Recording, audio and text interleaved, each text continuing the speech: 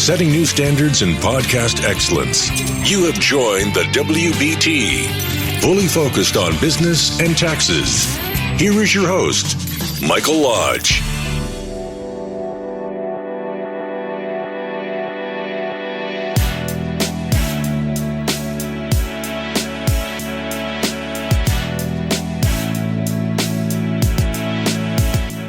And welcome to the WBT. This is Michael Lodge. I'm glad you've joined me. So what is our conversation going to be about today? Well, it's going to be about making changes, career changes, doing something different in life. I'll be right back. This is brought to you by Lodge & Co., a business and tax advisory firm where your success is our goal. Call us today toll-free at 888-681-1518 or visit us at www.lodge-co.com and learn more about what we can do for you. Lodge & Co., your source for sound business and tax services.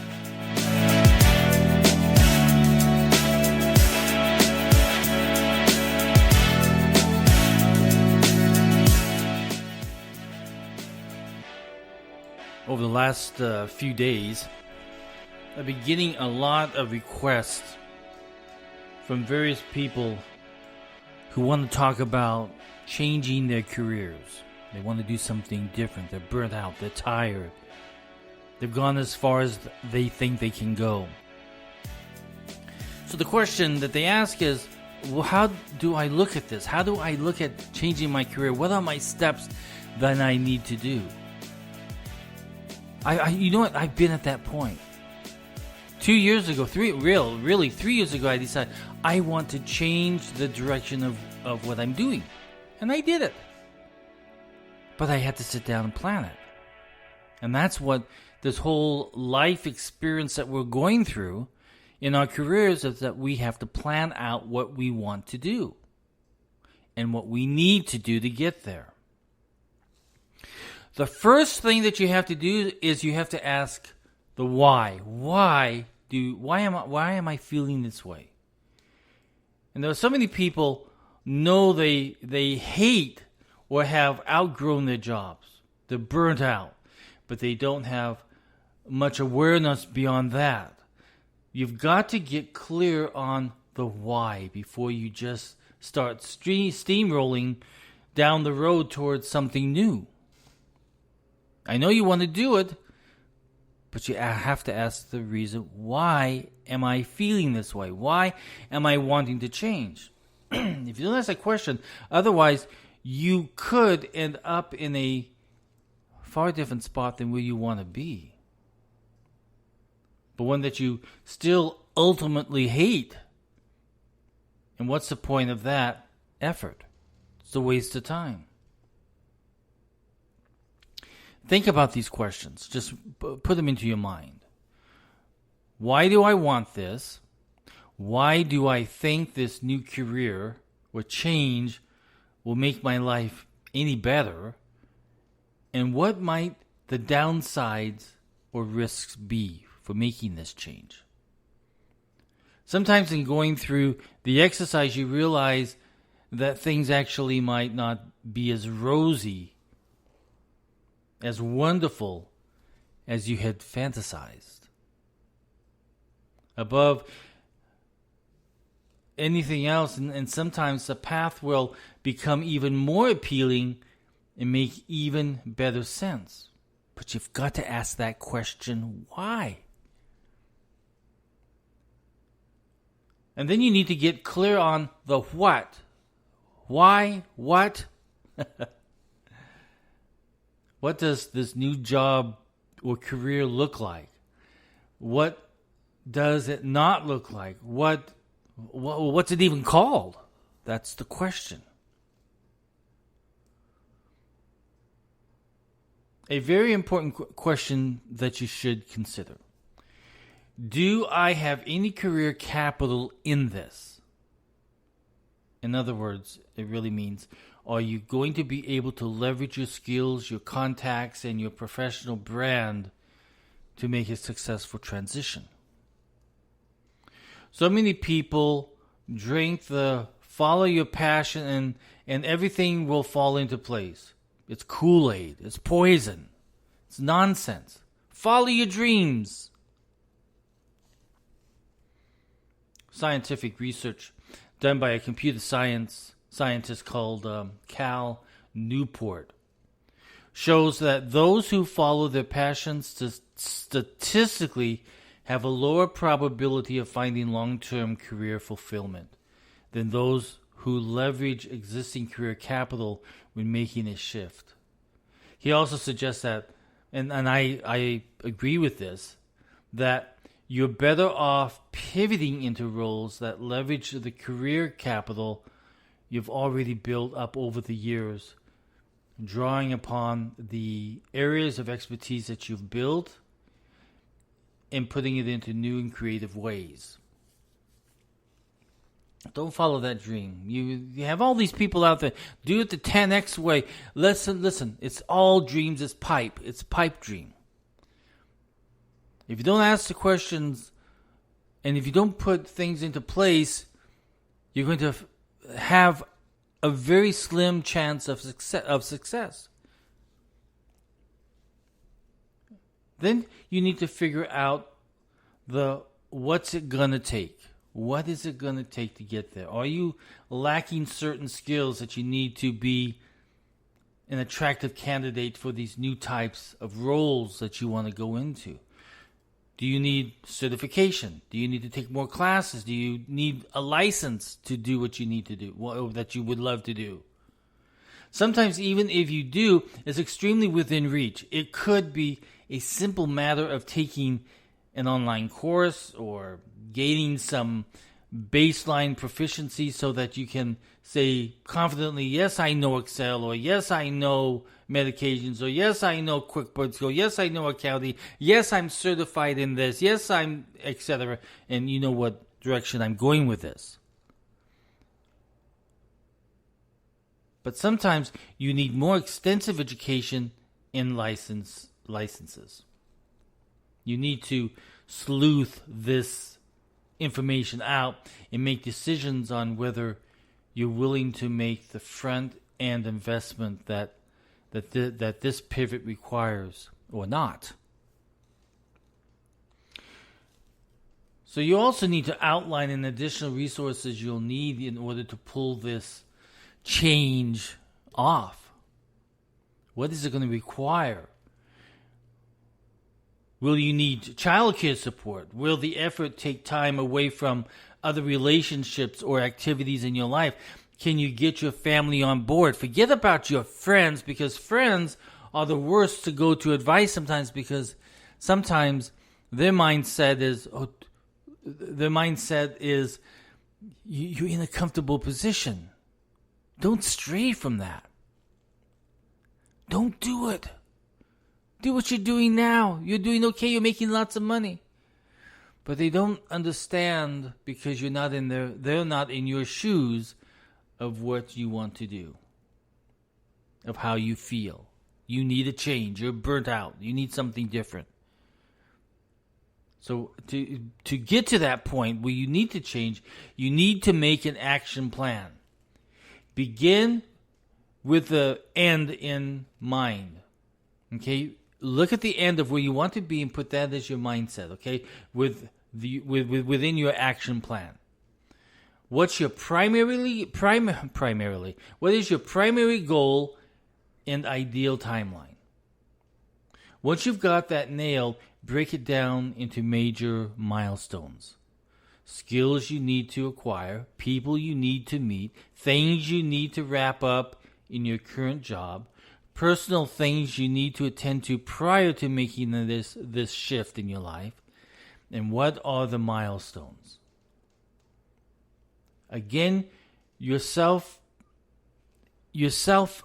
means that you need to have a plan of action. Assign yourself daily or weekly tasks so that you know what exactly you'll be doing when you sit down in front of your computer in the name of career pivot or career change. You don't want to freewheel this. As you complete these tasks, you'll be likely to get a lot farther. You'll also likely notice how small steps tend to have a snowball effect and give you both momentum and confidence that this is it. In fact, a very real possibility. I preach this all the time to those of you who are starting a business or are running a business or are running your lives. Get yourself a journal and journalize what your plan of action is going to be. You need to, if you're not just looking at your career, but also look at your budgets. Look at your debt. Look at your responsibilities. But journalize it. Put it down on paper. And when you have met a milestone, check it off. And say, I've done it. I have completed it. You will see that you will be able to take steps forward. If you're just going to wing it, if you're just going to wing it, you're not going to get very far. That's the problem. So we call this, one of the steps that you need to take is track the effort. Respect yourself enough to track the effort. Monitor how you're doing and what you need to be doing next. Set up reminders so you follow up on things when you need to. That's why you need this journal, to be able to have these steps that you're checking off as you're accomplishing them. If you're going to invest time and energy to make this happen, invest the time and energy to track your progress. A simple Excel spreadsheet is okay, but I don't like it because when you're not writing things down by hand on a piece of paper in your journal, you tend not to get things done. You have to write it down because then you're committed to it. It's in your journal. You're committed to getting these aspects done. Track your effort. When you accomplish a milestone, check it off. Put a little note and say congrats. Or say something positive about how you've accomplished that task. Journal it. I tell this all the time to people. If you don't have a journal, you're not going to get much done. It's just the fact. I have 2 journals. One journal is for my mediation, that I sit down and I talk to people about, and I keep my notes and I journal what the outcome was and everything else. And then I have my personal journals where I put my own thoughts in, I put my own budgets in, I put my own tasks for every single day that I'm going to do. When I have accomplished them, I check it off. I also have on my journal, I have my prayer list. And so all the issues that I need to address in prayer, I have it in there also, so that when the prayer is answered, I check it off and I say thank you. The other issue on this whole changeover is a shift in your brand. Every single one of us have a brand. Your name is a brand. When they look at your name, they know exactly what you can do for them. But you're going to need to shift your professional brand so that you make sense to your new target audience. Simple rule. The easier you make it for them to get you, the better the odds that they'll want to know more about your change and what you're doing. Nobody's going to deduce how or why you may make sense for any particular role or career path. Forget about it. Instead, you have to make it smack in the forehead obvious. On your resume, your LinkedIn profile, your cover letter, why you make perfect sense for the roles you're applying for. Your competitors, at least some of them, are going to look great on paper because they've been in that industry or worked in similar roles for many, many years, for several years. So how are you going to brand yourself in a way that not only makes you seem logical, but maybe positions you as a clear standout candidate. You want to stand out. Here's a good example. A person that I know worked as a CIA agent who wanted to become a geologist. So he went to school to learn a geology degree. He was at the top of his class and had everything going for him. However, as he neared graduation and started applying for positions, nothing happened. His classmates, on the other hand, most of whom had no prior professional experience, were getting calls for the very positions that he wanted, that he had applied for. He had to change his brand. He had to relook at how he was branding himself for those jobs or positions or contracts. It's one of those things that you always think branding is just for a company or for a business, but you're branding yourself. How the words that are describing you is how you're going to be branded to those people out there. And you have to work that brand every single day. Even when you get assignments, you have to work that brand every single day. Getting your name out there, getting yourself known. Maybe even taking on some speaking engagements or writing engagements or whatever you need to do. You need to reintroduce your new brand to a new whole set of people. Then you need to mobilize your posse. Get your people on board, especially the ones you know who will always have your back. You might need to be a bit covert about your intentions if you're still employed elsewhere. But this is no time to operate completely under the radar. Pick your most trusted contacts and enlist their help. And when you do, be specific, telling people, hey, I'm thinking about becoming a great writer.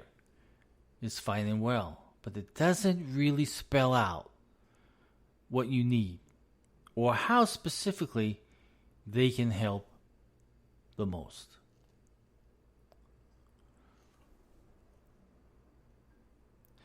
Then you need to get in cahoots with the right people. You absolutely must get to know passionate and successful people working within the new field of interest that you want to go into. Don't stress about this. People are more generous with their time and input than you really think. Especially when you show interest in them and acknowledge or validate something they're doing professionally. Always remember that no one wants to be ambushed. The best way to approach is by paying a compliment or noting something that they're doing that seems interesting or impressive. After you build a bit of rapport, then you can risk for a favor or a bit of their time or some advice. Ask them to be your mentor. And without a doubt, thank everyone who gives you input and advice along the way. I tell you, the thank you gets you so far. Thank you can take locks off doors and get you into places where you never thought that you would be by just being courteous to other people. The reason so many people stop short of ever making career pivots is because they're scared and they're terrified. Change is terrifying. Change is good, but it's scary. Fear of the unknown is terrifying. Fear of failure, it's the worst. So what is the secret of those who make it to the other side? In many cases, it's really quite simple. They took one small, deliberate, and brave step toward the goal every single day, even when it was inconvenient, even when it was terrifying. They pushed through. So remember this as you're thinking about your change that you want to make. You need to ask the whys, you need to ask the whats, you need to do your planning every single day. But don't be one who gets into these rah meetings and go to all of these seminars, and you're wasting your money. Thousands. I've seen people waste thousands of dollars going to these things when they should have simply sat down and planned it out. Met the right people, asked for advice, and especially said thank you for your help. Listen, if you need any help in your career planning, send me a text, 818-252-5682, and I'll be more than happy to sit down and talk with you. I do a lot of career coaching, it seems like these days. A lot of people see a good economy and they want to make some changes right now while it's good. So sit down. Let's sit down. Let's have a cup of coffee. And let's talk about career choices and changes. Again, send me a text at 818-252-5682. Go to my website at www.lodge-co.com. See exactly what I'm all about. And go to Amazon.com and buy my book, Ethics, It's Not That Hard, by Michael Lodge. So that's it for the day. That was a good conversation, don't you think? I think there's so many people out there right now, because I get emails every single day from people all around this country wanting to know what the next step is to making a change in their career. So let's get it done.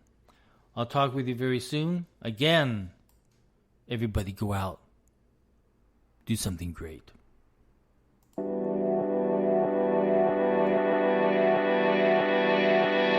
Thank you for listening to the WBT with Michael Lodge. Join us again tomorrow as we explore more about business and taxes. Follow us on iHeartRadio and go to our podcast website at www.wbtpod.com and listen to all of our podcasts and read our blogs. This podcast has been produced by Michael Lodge, fully focused on content.